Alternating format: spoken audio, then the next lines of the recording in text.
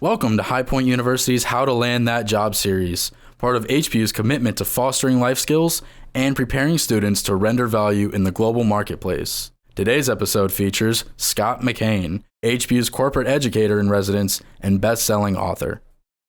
So, Scott, you've had some truly matchless experiences in your life. You have played the villain in a Werner Herzog movie. Yeah. You've been booked by Arnold Schwarzenegger to speak at the White House. And of course, you've written some of the best-selling business books on the market. Thank you. But I want you to take us back to the beginning. What inspired your interest and fascination in business and leadership? Oh, that's a great question. My folks, and I spoke to was anybody there this morning so you guys heard the story. I grew up in a little family grocery store, and I got fascinated when competition came in with, why do people do what they do? Why do customers do what they do? And I mentioned earlier to the folks that heard me before, I was in a student organization in high school. FFA was the student organization I participated in, and became state president in Indiana and a national FFA officer. But the main thing was, I remember being at Purdue University the summer between my 8th grade and freshman year, and I heard a speaker. And it was the first time in my life, I can remember it to this moment. I can feel the seat. It was the first time in my life that I ever considered the possibility that there was something beyond my current existence, that there was something beyond a small town, that there was something beyond the business that my parents had. And it opened up a world of possibilities for me. And that sparked just a fascination with, why do customers do the things they do? Why do many businesses fail? How do some succeed? And through FFA, I had the chance to meet some of the most prominent business people in the world. By the time I was 22, I had sat in the boardroom of General Motors with the chairman having a conversation, which was just an incredible experience, not because of me, but because of the organization I represented. And it made me, one of the questions I asked the chairman of General Motors, just a long answer to that question, but you got me on a tangent here. So I'm sitting with the chairman of General Motors. I'm 22 years old. And I said, General Motors probably hired 1,000 people just the day they hired you. At that time, General Motors was the largest employer in the world. And I said, how did you get to be chairman of the whole outfit? And I've never forgotten his answer. His answer was, I always wanted to hire people better than me. He said, most of the people that I worked with wanted to be in charge of their own little area, which also meant they couldn't get promoted because there was nobody there to take their place. And he said, as long as I kept hiring people better than me and encouraging people to be better than me, then I could be promoted to someplace else because that division was going to be in good shape. But he said, along the way, I built this reservoir of goodwill. And all these years, I've never forgotten that line either. Reservoir of goodwill. So that when it came down to 3 people, one of the 3 they were going to pick to be the next chairman of General Motors, he said, I had so many people that I had helped that I was naturally the one that they wanted to see become chairman. And so I think that's important it fascinated me because for many of us, it's like, well, what do I do to control my department? What do I do to beat the other guy? And his whole thing was, how do I help the other gal be better at what they do so that we can all grow? Right. So that's great. Well, thank you. That's Thanks. great. Thank you so much. In your most recent book, Iconic, you write about growing professionally and personally and standing out from the competition. Yes. And today it seems harder than ever to stand out as a unique candidate for an entry-level role. So what are some steps that our students at HPU can take to stand out from the competition? Well, I think first of all, and I realize I have a bias here, okay? So I have a bias, but I think first of all, the fact that you are at HPU is part of what helps you stand out.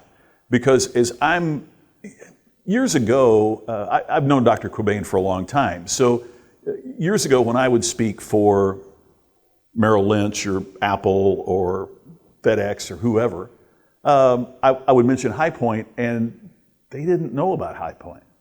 Today, I mention High Point, and they've all heard of HPU. and they all think incredible things. Oh my gosh, what they're doing there is phenomenal. So you have a leg up that some of your predecessors didn't have because of what the reputation of HPU is. So just that, I believe, is a competitive advantage that you are going to have. But secondly, it's not just the classes that you take or what your GPA is. I'm not against you taking hard classes and having a great GPA, right? Don't tell anybody I didn't. But it's also the other activities. It's what you do here. If you heard me speak this morning, one of the things I talked about was the importance of narrative. So for you to be able to go in and tell a story about something you learned at an internship, or something that you learned when you were serving the community, or some of those things, those are things that are phenomenal. I do have to tell you, I served for many years on the Naval Academy Selection Committee. We had the students who had applied. I served for Indiana, and so all the congressmen and senators pooled their applications, and our small committee decided who got to go to the Naval Academy.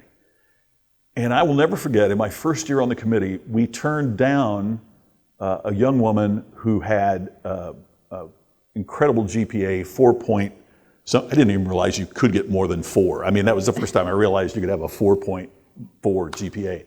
She had a perfect SAT, which I also, from my personal experience, didn't realize that was possible either, to have a perfect SAT. You know, as somebody said, I was in the half of the class that made the upper half possible.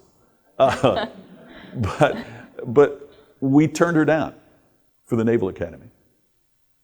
And the reason is the Naval Academy wanted leaders, and she hadn't been involved in anything in her education that said she could be an officer candidate or a leader. However, we did take someone who had a lower GPA, still a great GPA, and lower SAT score, who had served as president of the student council and had worked in her community and Habitat for Humanity and had done things like that. That shows leadership. And I think that's part of what an advantage is that you can have is A, you are a part of an incredible brand here that corporate America, global corporations are realizing. And second, part of what HPU is doing is giving you the opportunity to get those things that enable you to have those compelling and incredible stories when you go out and seek that job. Absolutely, thank you. So those experiences are so important. Absolutely. And speaking of that, here at High Point University, we are the premier life skills university. And we educate students on capabilities that employers look for across the board. Coachability, emotional intelligence, motivation, just to name a few. How can possessing these life skills help one be distinctive within their company? I have two answers for that. Okay. One is, I think in today's world, as much as we talk about it at HPU, and as much as you're involved in it, in the world today, those are very rare. So being someone who has those life skills, well, one of the complaints I hear from, even from Apple, one of the complaints that I hear is the new hires are great academically, but they aren't great. They have great IQ, not EQ. They are great intellectually. They aren't as well versed in getting along with other people or functioning in a team or doing those other. So the fact that you've worked on that is really, really important. The other thing I want to bring up is I was here a couple weeks ago for the dedication of the Cobain Arena, and saw a guy I know.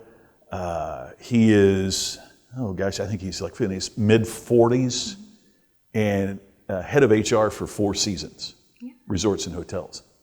And I said to him, what's the biggest hiring problem that you have at Four Seasons? And he says, we don't have a hiring problem, we have a retention problem.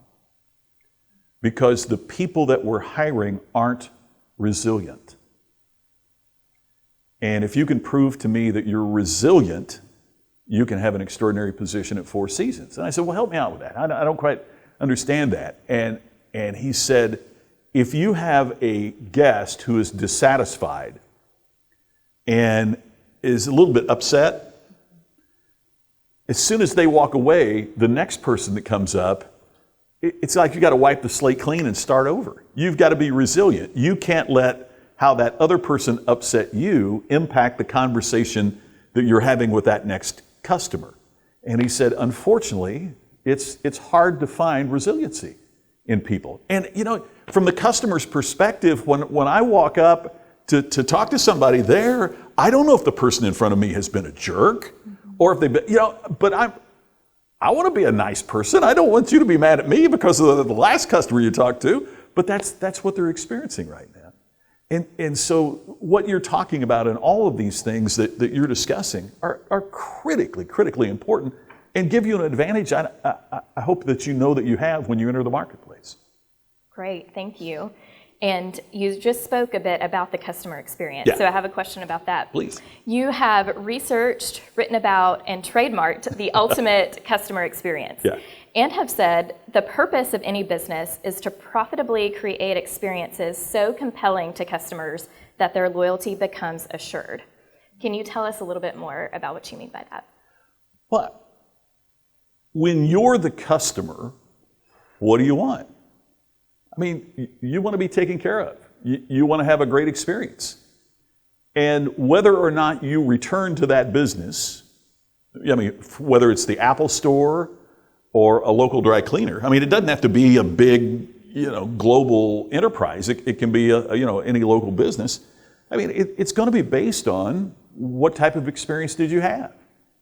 And so I think the fundamental question we all need to be asking is, as an employee, and as somebody of the small business, the people that I would hire, this is the question I want them to be asking themselves is to stop for a second and say, is the experience that I am delivering to this customer what I would want if I were the customer?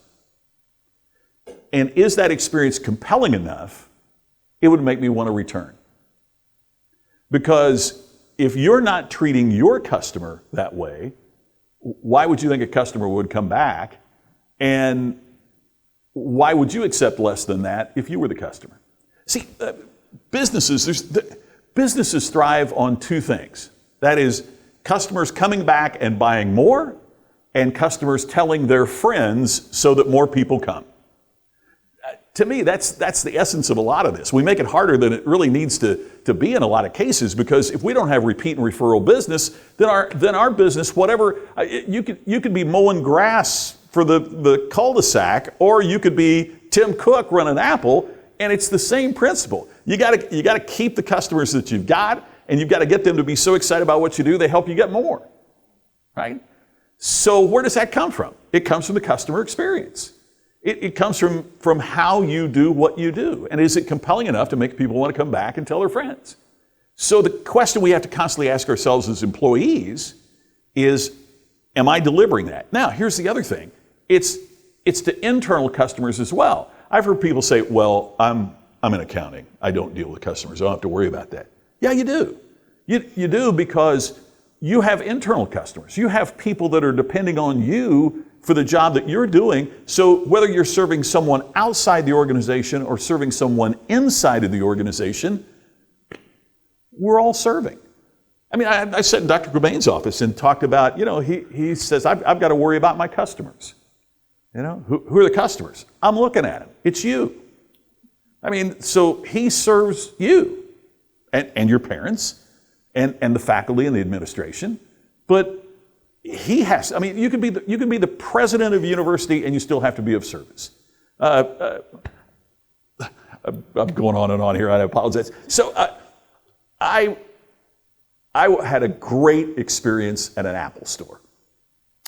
I needed to get a new computer, and I'm a Mac guy, I've been forever, right? And so as I'm flying to Las Vegas, they're making an announcement about new MacBooks that are coming out.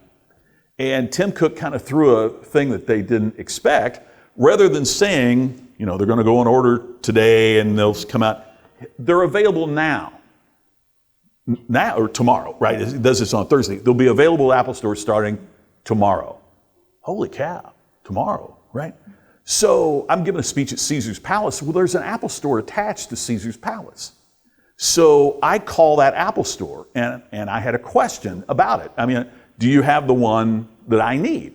And the guy said his name is Josh, and what's your name? And he wrote my name down, took my name. And he said, I don't know if we're going to have them in stock tomorrow, but if you'll give me your number, I'll call you. Cool, right? This is Thursday. Okay. So Friday morning, I got my speech at Caesar's Palace, and the Apple store is just right over there. And I thought, well, rather than wait on his call, I'll just walk over. So I walk up to the Apple store, and you know how they all have the thing in their ear, and I walked up and I said, I had a question, and I'm talking, and all of a sudden the woman goes, is your name McKain? I said, yeah. That's really creepy, that's really weird, right? And she said, oh, well, Josh would like to talk to you.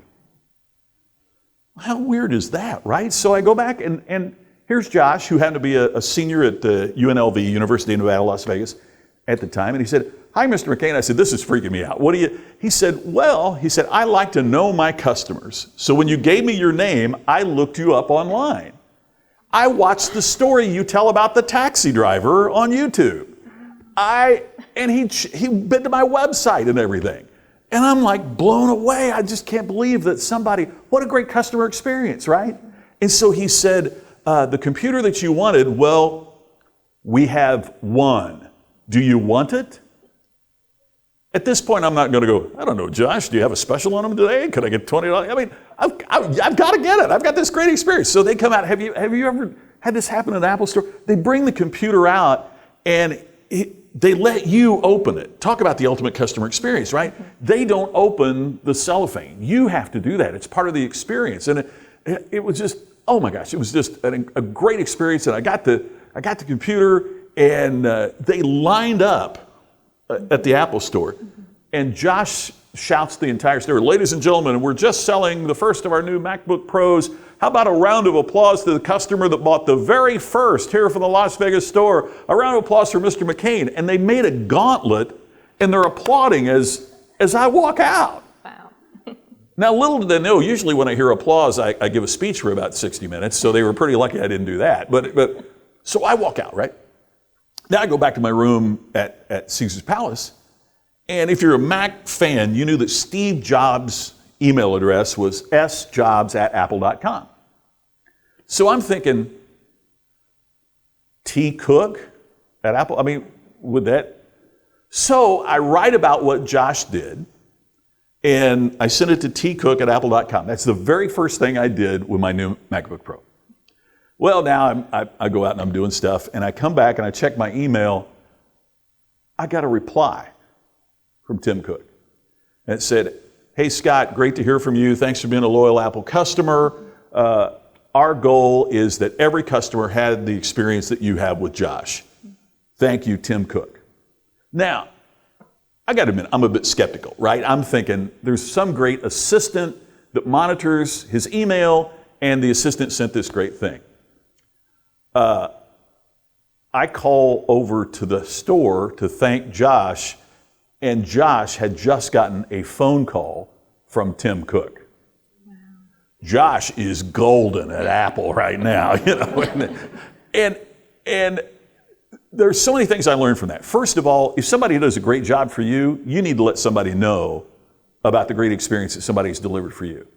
Secondly, always be delivering the kind of experience that if your customer wrote the CEO of the company, that the CEO would want to call you. I mean, Tim Cook, it's the biggest company on the planet, right? I mean, in terms of market cap. What else did it do, though? It said to every other employee that the CEO of the company is watching about the experience that we're providing at our store. And guess what else happened? Tim Cook sent a copy of my email and his response to every Apple store in the world. I was in line to get an iPhone, and I had somebody come out and go, are you the dude that wrote that to Josh? I went, yes, I am. He said, man, dude, that was the greatest letter. That was so cool. I said, thanks. Can I cut the line? No, but that was a really great letter. So it didn't help me get my iPhone any quicker, but But the point is, the experience means so much. And, Josh Josh now is an executive with Uber. And in part because he's done so well, and it all comes from the customer experience. That's what you can deliver. All of us can do that. It doesn't mean you have to have more money. It doesn't mean you have to, whatever. It's about doing what's right with customers in that moment and how it will help you get promoted to whatever the position you desire to have. That's great. Thanks. Thank you so long much. answer to your question, but that was great. I enjoy that story. That's great. Thank you. In the Office of Career and Professional Development, we educate students on the power of networking. And you have talked about the importance of making personal connections from the corporation standpoint. Can you talk to us a bit about the significance of networking and forming connections? Well, networking to me, for where you are and what you're doing, works on a couple different levels, right? I mean, networking, you have the opportunity at High Point to network with some of the corporate leaders. I mean, Steve Wozniak, we're talking about Apple. Woz comes here. Co-founder of Netflix hangs here. Well, I'm not that, but I mean, it's really, really amazing. So your chance to network with these incredible leaders is phenomenal. That just doesn't happen anywhere else. I mean, it's really incredible. Your chance to, I would look at my professors as part of my network, right? Because at High Point University, your professors are networked. They know what's going on in the real world. You have contacts and just connections that they can tap into. I mean, that's part of what you do. That helps them connect. So networking is in that way as well. I would use LinkedIn constantly if I were you. I would leverage LinkedIn. If I, at my age, in my position, reach out to a professional on LinkedIn, I have to admit that their first reaction is going to be, what are they trying to sell me? Because there's so many people just hawking their goods on LinkedIn.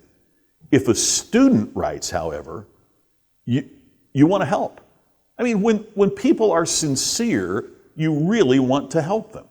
And so I would be leveraging a LinkedIn account to connect with the people that you want to connect. Now, will they all respond? No, they won't. But what if you do 10 and 2 respond? And it's the 2 that can help your career, or it's the 2 that can give you great advice. I mean, leverage that, use that.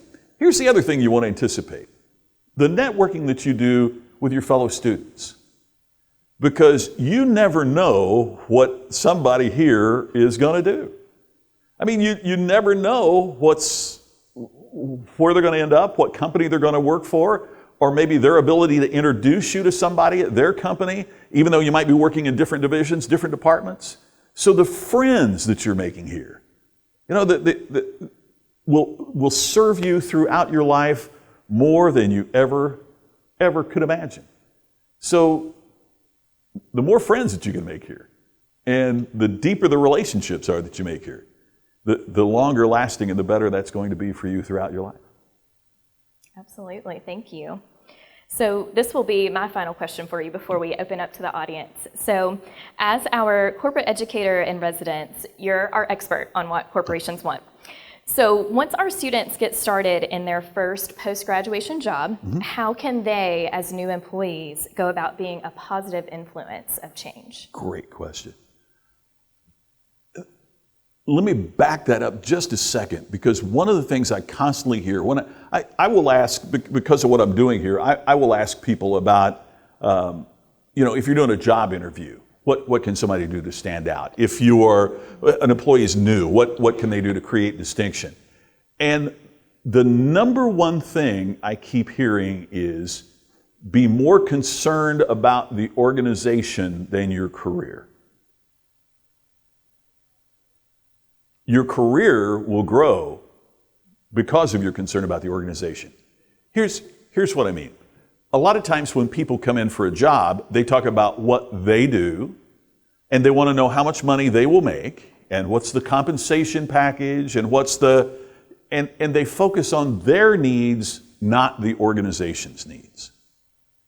But if someone comes in and talks about, I've researched the organization before, here's some of my experience, but you relate that to what it means to the organization. For example, I participated in this organization while I was a part of the Premier Life Skills University, and I think that will help me be an essential part of the team so I could be more productive and help the team be more. The organization, they want to know about you, but what they really want to know about is how does having you on our team help us? Benjamin Franklin said the sweetest sound in any language is a person's own name. And so the sweetest sound for any corporation is what you can do to help us as a company. Now, we can debate whether that's right or whether that's wrong or whether that should be the way but it's just the way it is. And if you were paying the bills, that's probably what you would want too. How does hiring this person help me grow and help me get better in my business? So focus on, and in the early stages of your career, focus on what am I doing to help my department? What am I doing to help my team? What am I doing to help my company? The late, great Zig Ziglar, that I had the privilege of being a friend with, had the famous line that's so quoted, and that is, you can get anything you want in your life if you help enough other people get what they want in theirs. And the more you have that focus on helping the organization and helping others, then the more you're naturally going to get in return. That's great. Does that help? Absolutely. Thank you so much. So students, we will now open the floor for any questions that you may have. If you have a question, if you wouldn't mind to raise your hand, and then when I call on you, stand, share us your name, your year, and your question, please. Yes, I see you right there. Hello, I appreciate you speaking with us. Oh, it's great to be here. Thank you. My name is Cameron Little. I have a question in regards to how important is it to have a purpose, whether it may be a leader or a corporation, and sharing it with others? Man, what a great question. And I may not answer this in the way that other people would. I think we have to have a why. We have to have a purpose. And I think we perform at a higher level when we have that purpose. I also think that part of where we get off track is when our daily activities aren't aligned with our purpose. I know a lot of people that say, oh, this is my why, this is my purpose, but then if you looked at their daily activities, they would be over here. It's almost like we need, what would you call it? Psychiatric chiropractors, that kind of crack us and get us in line, so that there is alignment between our why and our actions. I have a program on personal distinction, and what it focuses on is the alignment of our purpose, our goals, and our daily activities. Because I really think a great deal of frustration, a great deal of sadness, maybe some degree of depression comes out of we know when we're hitting it and we know when we're not. We know when we're doing right and when we're not. It's just we start accepting it a little bit more. So I think you're right on track that we have to have that purpose. And you know what? It's okay to change your purpose along the way. I think everybody thinks, there's been this big misnomer that, oh, you have to have this grand purpose and you're going to find it at university, and that's going to be the guiding purpose for your life. I don't know that. I don't think I believe that, because I think we should be open to life experiences that make us go, wow, what if I did this for a little bit? Or what if I did this for a little bit? Still maybe the same purpose, just different ways of doing it. Or maybe we learn something or have an experience where our purpose changes. I think that's okay as long as we're aligned with what that purpose is. Here, however, is the thing I think we always have to remember. There's a book that says customers buy our why. And I think that's wrong. Customers buy our how. So we can never confuse our why with what's important to our customer. My point is, if I go to a restaurant and order a hamburger and the hamburger is horrible, I don't go, well, but at least I got a good why, I'd better have another hamburger. I go, hey, man, this hamburger sucks, I'm going to eat someplace else, right? And so sometimes people think, oh, people buy our why. No, we might like their why, or we might get aligned with them, but as a customer, we don't do that. However, that does not negate that you need a purpose, I need a purpose. To me, that is the higher calling of humanity, is that when we have a purpose, and when that purpose is, man, it's something that makes the world a better place. You know, the world becomes a better place when we become better. The most important thing that we can do is for us to become better. And so you've asked a fabulous question. And I don't think we need to expect that organizations are going to have the same purpose, or that the customers all want to buy into our purpose.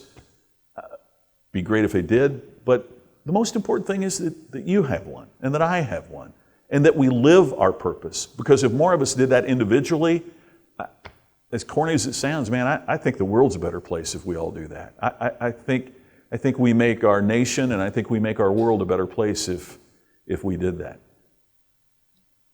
That's a great question. Thank you for asking. Next question, yes. Hi, my name is Connor Bauer. Hey, I'm Connor. a sophomore, and as well as students here, what is like the biggest piece of advice or information you wish you knew when you were in our shoes? Oh, wow, what a good question. Connor,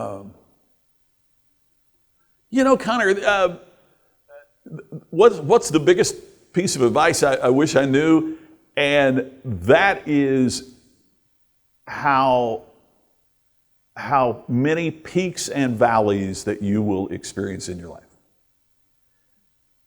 I think and maybe it was just me, maybe I was naive, but I just thought, okay, I'm going to start here and I'm going to progress here, and that is success, you know? And what I realized is life is a roller coaster. Now, what you hope is that the peaks in that coaster keep getting higher, but you're going to experience that.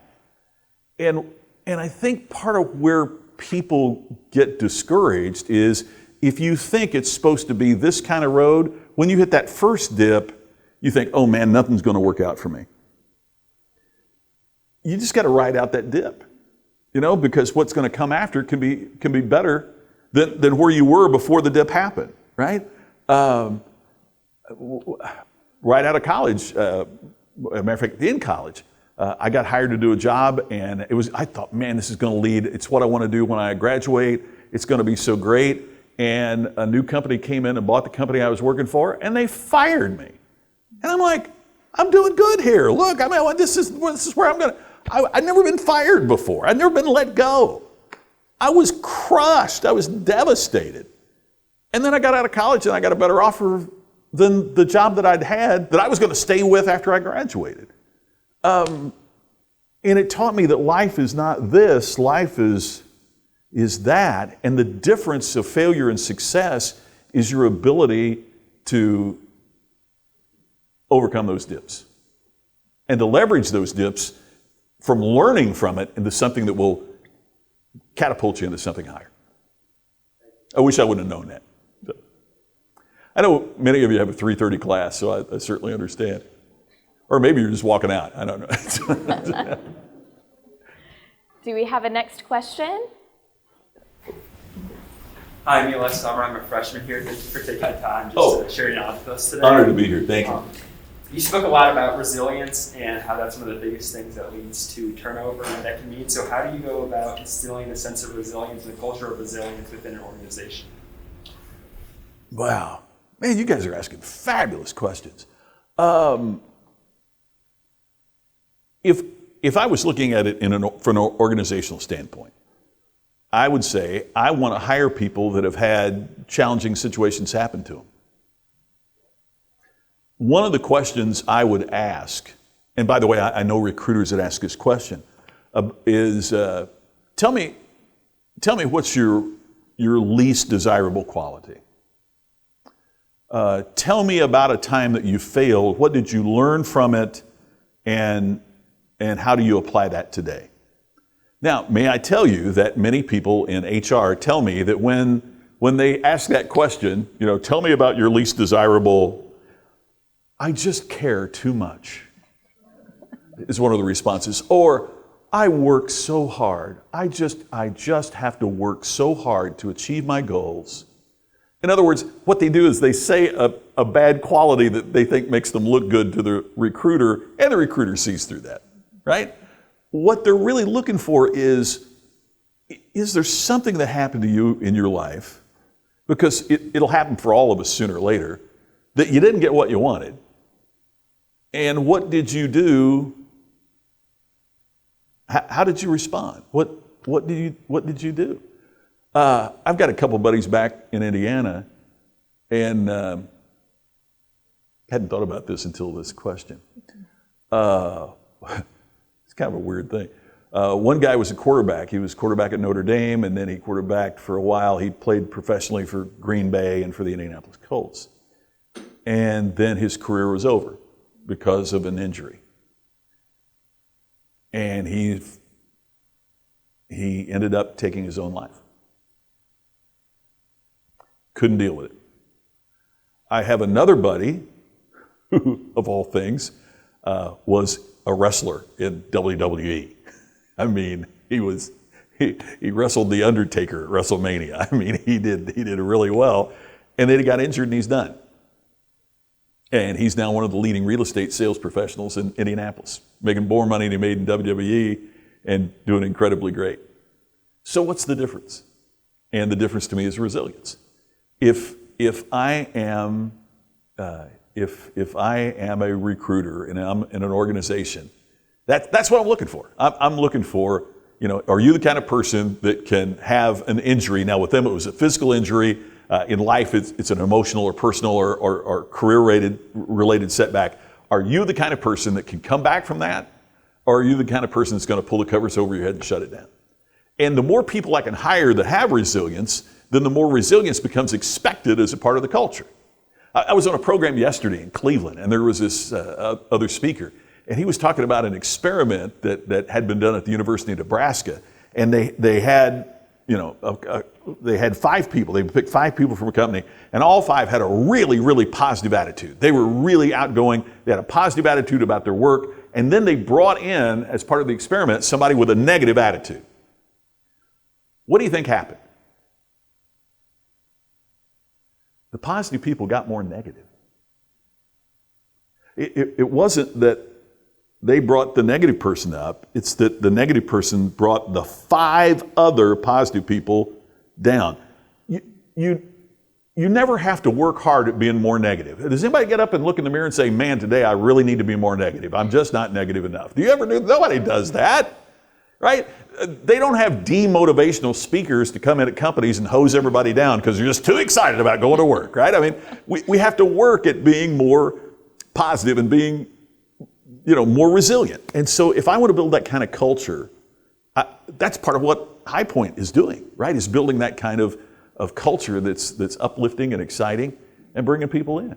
So the way you do it is to bring in resilient people. And to have programs, the way I would do it is also have programs that talk about why resilience is important. My friend at Four Seasons also said that one of the biggest problems is that they have people quitting, particularly recent college graduates quitting, because they don't want to serve wealthy people. I said, man, how do you deal with that? Right? And you know what his answer was? I thought it was really brilliant. He said, well, they have every right. I mean, they have every right to think that. If they don't want to, they have every right to think that. But he said, I also say, so who are you talking about? Are you talking about the cardiologists that were here for a conference last weekend, learning better techniques for heart surgery so they can go back and do heart surgery better and maybe save the life of your mother or your father or your family? Or are you talking about the lawyers that were here that take cases on a pro bono basis and help people who have legal difficulty that can't afford lawyers?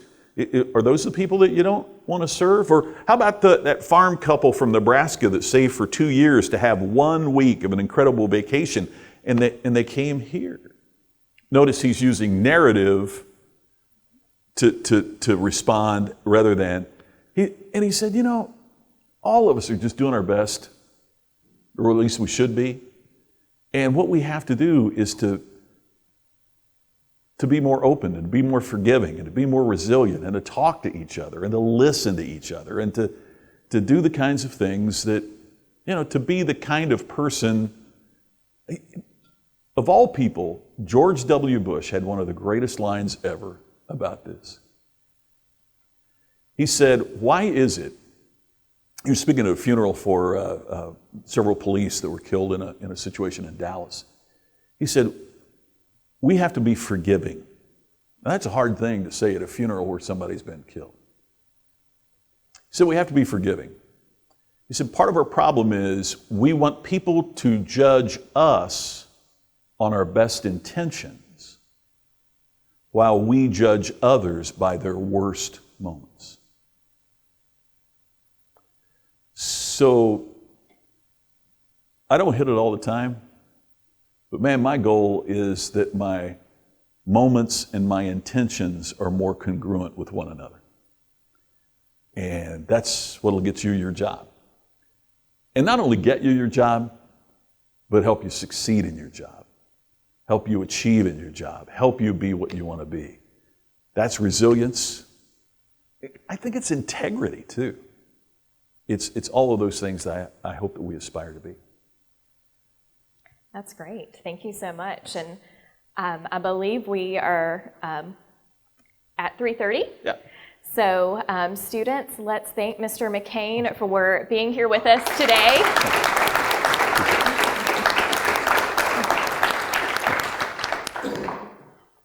So thank you so much. I Thank you. appreciate Great being being able here. to speak with you today. Thank you. How about a hand for, didn't she do a great job? She's a great MC. Thank you. Great job. Thanks, everybody. See you next trip. Good to be here. Thank you.